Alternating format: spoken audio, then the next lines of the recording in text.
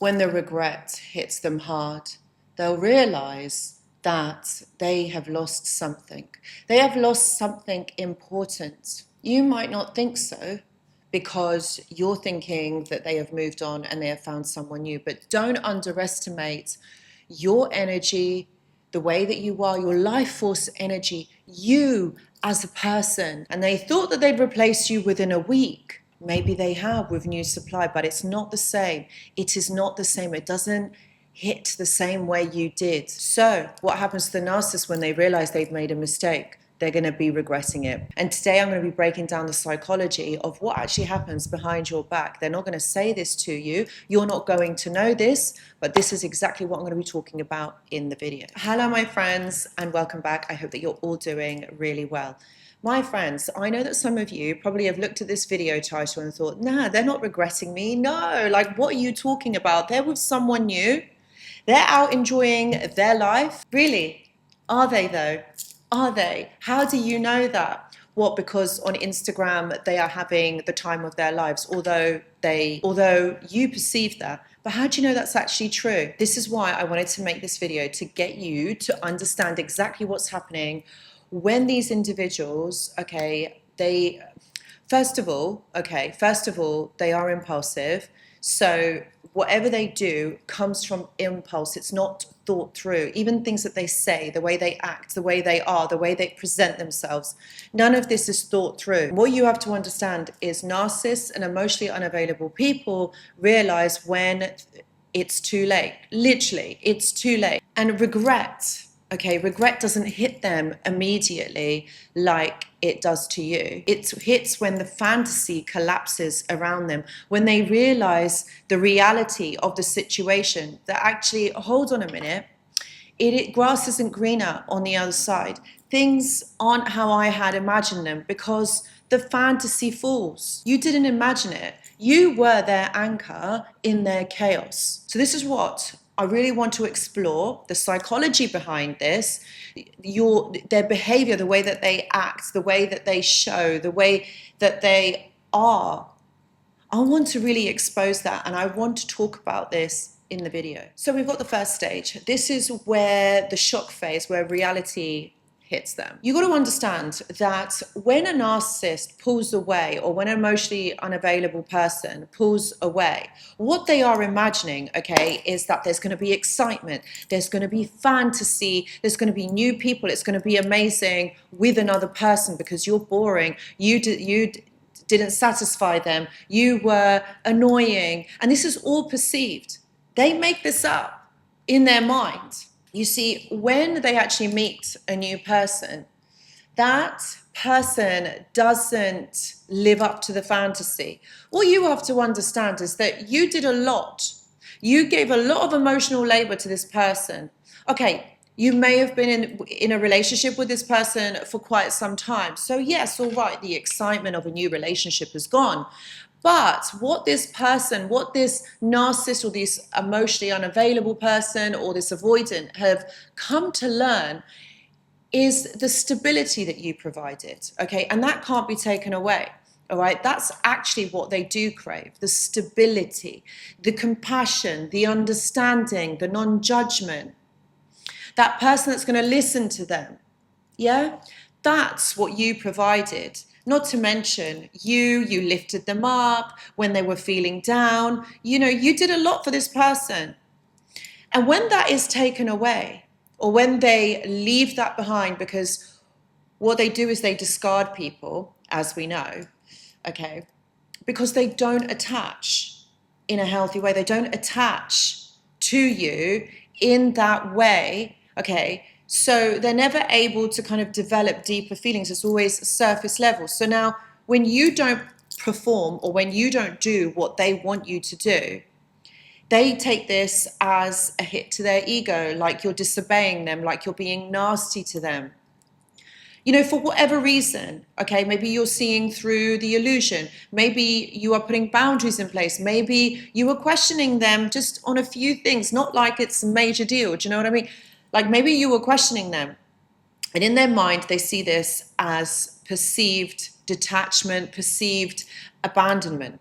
It's not, though. You were just asking, like, why, and do I have to do that? So what you gave was a emotional structure, regularity, and love. It's not like they had to work hard for it because they had you secured. So when you have either walked away or when they walk away, when it's the ending of this relationship, you know, you're sad, you're upset, you know, they do have these reflections. Yes, even narcissists do. Yes, even emotionally unavailable people do. And yes, avoidance do as well. And a sign that this could be a shock to the system is, number one, the major sign is they're checking social media. They're asking mutual friends about you, random messages by accident, maybe nostalgia check-ins, that sort of thing. You're basically going to hear from them. Might not be direct, might be through another person, but they are going to be checking in on you. So this is a sign that they are actually missing you. They are actually thinking about you. You are on their mind. I had a client not so long ago. And basically, he was the one that walked away. All right. And she came in wanting to know, like, oh my God, am I ever going to hear from this person again? Like, obviously, there was the breakdown of this relationship with this person. And she came in and she was really upset. And we worked through, obviously, the trauma bond and how to kind of move forward from that, how to move forward from not having this person in her life anymore. And one question that she kept asking is, am I going to hear back from this person? Am I going to hear back from them? And I actually said, yeah, like you most probably will do. And she really doubted that. And like every few sessions kept asking for reassurance. And I kind of asked her about it, like, what is that about? Why is it that it's so important that you hear back from this person? And I'm sure that this will resonate with many of you. And what she said was that she wanted to know that this person was thinking about her because she kept thinking about him all the time. And so she wanted to know whether he was sorry for what had happened, or whether she had even crossed his mind, or whether there was anything there. And I said, yeah, you will do, but they're not going to come outwardly and say, oh yeah, I miss you, or I'm thinking about you. There's going to be subtle signs. And what happened is this person, he basically sent an email to a friend. It wasn't a message, it was an email. Tried to make it like a little bit more formal because they had joined a club together, or they were in some kind of social network thing together. And sent it to the friend. Never asked about her, but it was so strange that this was kind of like an email that was sent out of the blue to my client's friend, not even asking about her, but just kind of saying, hey, I hope you're going to be at the event that's coming up in 2 weeks. No need for the message. And I said to my client, there's no such thing as coincidences. All right, this person reached out simply because they knew that you were moving on. Me and you had been doing some work together. You know, you had been getting your life back together, and you were slowly kind of moving on. Your energy had shifted. And so that's what's caused that person, him, to reach out. Not directly to you, because there was like obviously a time gap where they didn't speak. So yeah, he wasn't going to be reaching out to her. He's not going to embarrass himself like that, is he? So no, he had reached out. And yeah, the friend answered, and eventually what happened, she did see him at this event, but she was in a different mind state. So there wasn't really much of a conversation. There was an acknowledgement, but not much of a conversation. But that's what I'm saying, my friends. That's what I'm saying, my friends. It can be subtle. It might not even be a phone call or a text message. For some of you, yes, it's going to be. But for those of you that hear back from them again, it's, you know, they have waited for this moment, and they have been watching you, probably on social media, because it's the easiest way to kind of keep track of someone. But this is what they do. So with individuals like this, the regret comes in after. Okay, not immediately, but after. It hits them when life gets a little bit difficult, when the new supply or the new person in their life isn't what they had expected. They're not the same as you. They then start to think about all of those things that you had given them and compare the new supply to you. Now, if you think back, going back to the relationship when you were with this person, they may have compared you to the previous person, bringing them in, kind of like triangulation, but they would have been bringing them in to kind of prime you or condition you to be a similar version of that. So believe me, they're going to be doing this to the next person. So why does the regret hit them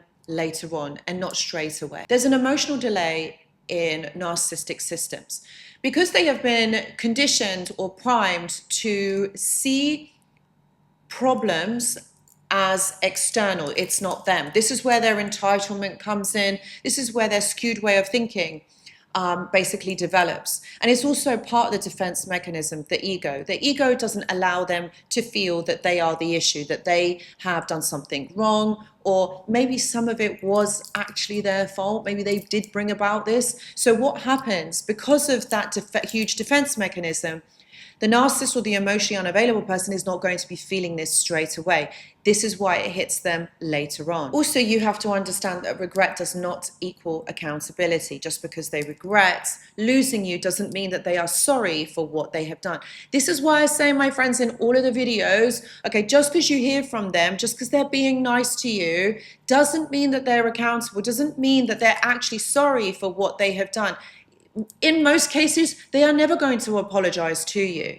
So this is what you have to look out for. And if you have an expectation that this person is going to be sorry, please try and diminish it, or don't have that expectation, because 9 times out of 10, it's not going to happen. And missing you doesn't mean that they have changed. Also, you have to understand that you have healed as well. You're a different version of yourself. You're not that same person that you were before. So things are going to hit differently this time. Regret is their lesson. Healing is yours. Their regret is not your closure. Your growth is. Remember that, my friends. This isn't about you fixing or feeling sorry for someone or getting revenge or feeling like you owe them something. You owe that person nothing. How they showed up to the relationship, okay, with you is who they are. That doesn't mean that you need to take it. That doesn't mean that you have to fix it. That doesn't mean that you have to go through in this other cycle, because those are all people-pleasing behaviors. And we're not here to please people. We have to live our own life.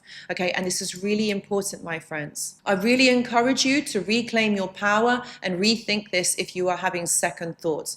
Please know that I do offer one-to-one consultations. Please see the description box below for more details. And if this video has resonated with you, please do give it a thumbs up. And my friends, if you haven't subscribed already, please consider hitting that like button for more content like this. Guys, thank you so much for watching, and I hope to see you in the next video. Goodbye.